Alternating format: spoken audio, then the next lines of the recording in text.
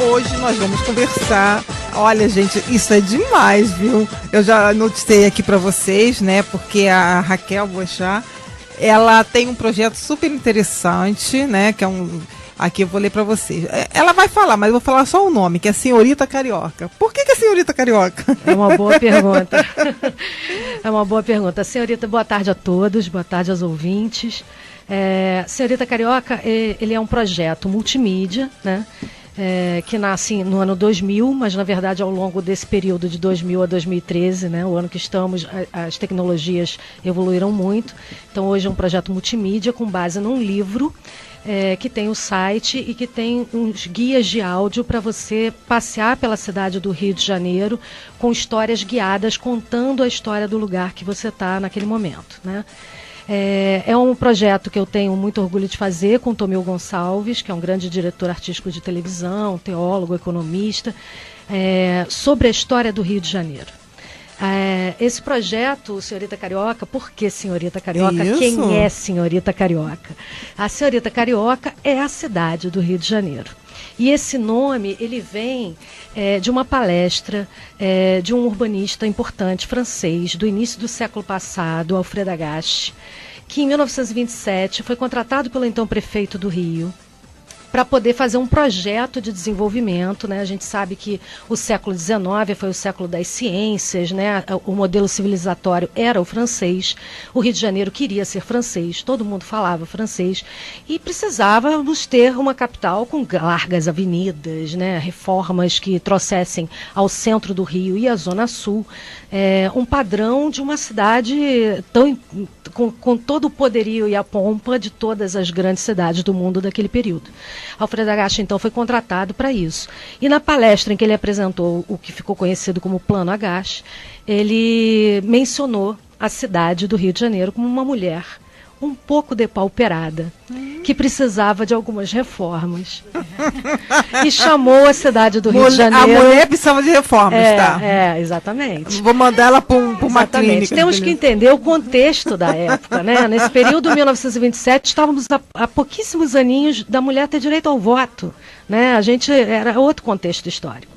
E na verdade, ele então cita nessa palestra a cidade, faz menção a ela e chama de Mademoiselle Carioca, que na tradução literal, Senhorita Carioca.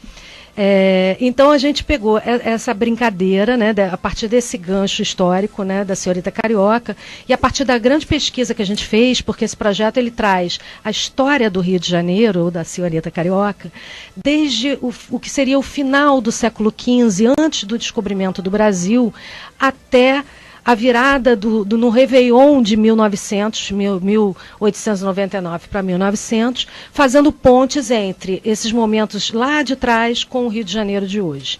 E a transformação da cidade, da cultura e das pessoas, do comportamento, num grande pacote, o que há de inédito, na verdade, no projeto Senhorita Carioca, porque existem muitos livros excelentes sobre a história do Rio de Janeiro. Né?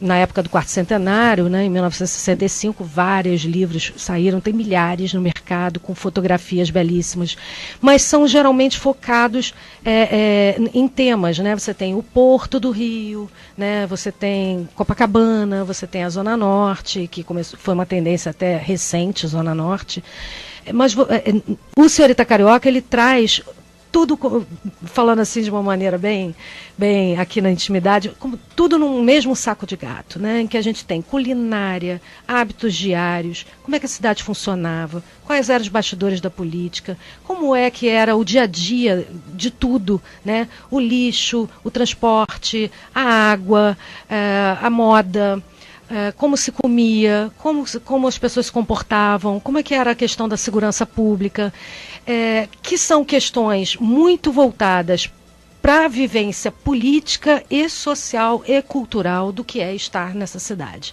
E como essa senhorita carioca, essa beleza, né, que nós temos, se transforma fisicamente, né, urbanamente, desde aquele lugar virgem tropical, antes da sua instalação primeira, antes da sua oficial descoberta pelos portugueses, porque vários navegadores, antes do descobrimento do Brasil em 1500, já usavam a Baía de Guanabara como porto de fundeio para intervalos entre as viagens. Rios caudalosos desciam e desembocavam na Baía de Guanabara.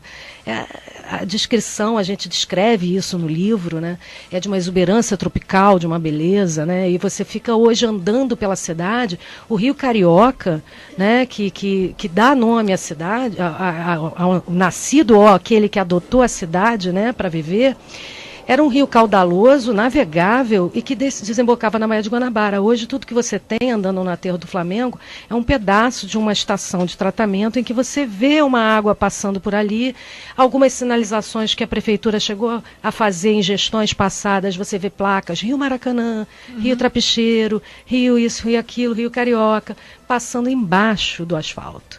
Essa transformação, né, que é, por exemplo, hoje, aquela polêmica que a gente está vendo, derruba ou não derruba o que seria o antigo Museu do Índio, vai ter ou não vai ter a privatização do Maracanã, vai ou não vai demolir aquela escola, vai ou não vai haver uma obra ali, a Marina da Glória com o empreendimento proposto pelo empresário Ike Batista, que são polêmicas que hoje a gente vive e que quando você pega o livro Senhorita Carioca, você vê que são questões que, ao longo dos séculos, justificam e nos entregam a cidade que a gente vive hoje.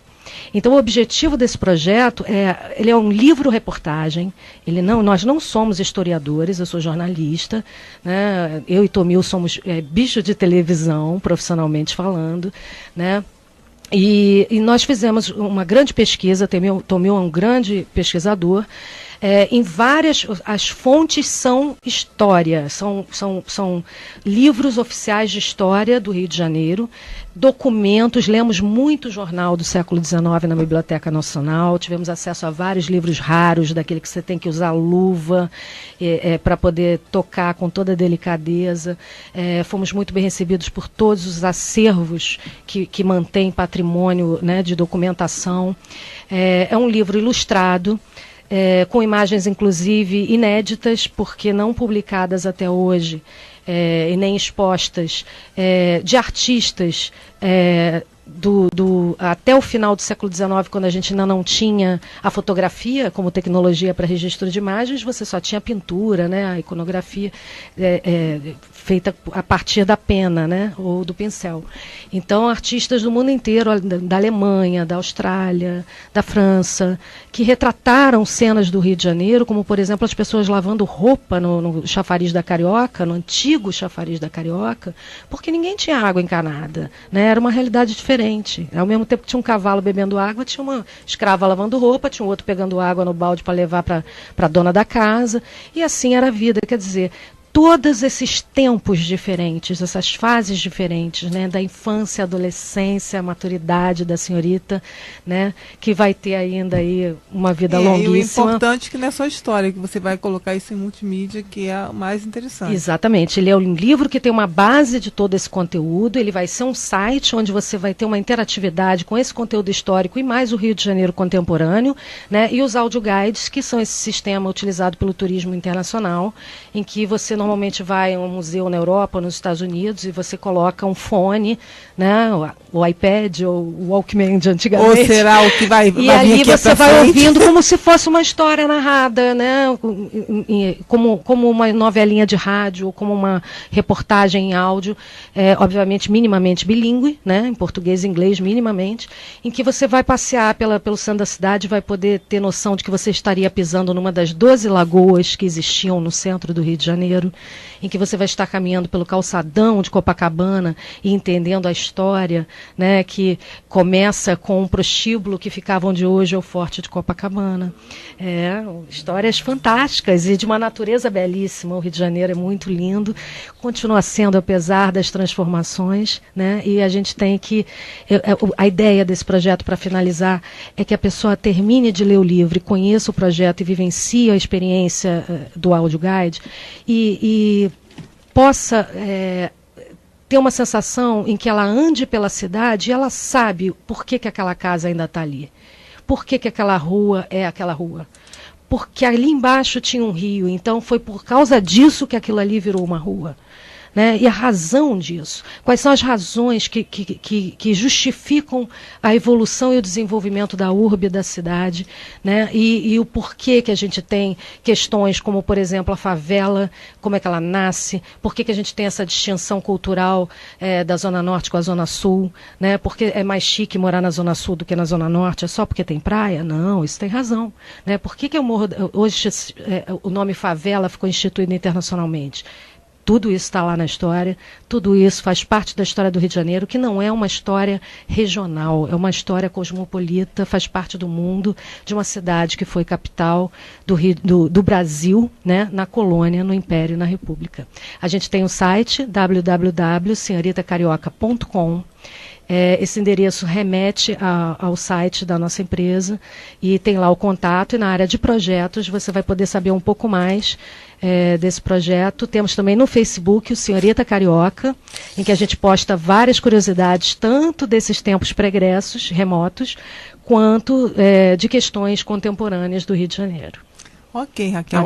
Aí o pessoal, depois a gente vai dando mais novidades, como que está andando o projeto, né? Mas é muito interessante, vocês não gostaram? É patrimônio da humanidade. Estamos em busca de uma parceria com uma grande editora, estamos em busca de uma editora com distribuição, né? Ou de um investidor que se interessa em patrocinar o projeto, né? A qualquer tempo e hora, o Rio de Janeiro é sempre o Rio de Janeiro, né? E é internacional. Com 2014 e 2016, a gente tem aí um excelente gancho, né, para que se invista nesse tipo de conteúdo para todo mundo.